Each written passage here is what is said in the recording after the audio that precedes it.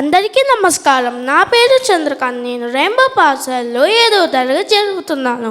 ఈరోజు నేను కర్ణుడి గురించి చెప్పబోతున్నాను. మహాభారతంలో అత్యంత విషాదకరమైన శక్తివంతమైన పాత్రలో కర్ణుడు ఒకరు. అతను దానశీలతకు, స్నేహానికి, అపారమైన ధైర్య సాహసాలకు ప్రతీక. ఇప్పుడు కర్ణుడి గురించి కొన్ని ముఖ్యమైన విషయాలు. అవనికి వెలుగును పంచే ఆదిత్యుడు అంధకారంలో వదిలేశారు. కడుపు కోతగా భావించే కన్న తల్లి అనాథగా వదిలేసింది.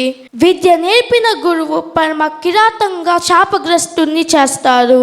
దాతృత్వాన్ని ఆసరిగా తీసుకొని దేవేంద్రుడు శక్తిని హరించారు.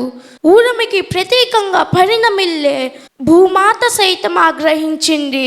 ఒక్కరి శక్తి ఇద్దరి వల్ల నీకు ఇచ్చిన వాగ్దానాన్ని నిలబెట్టుకోలేకపోయాను మిత్రమా.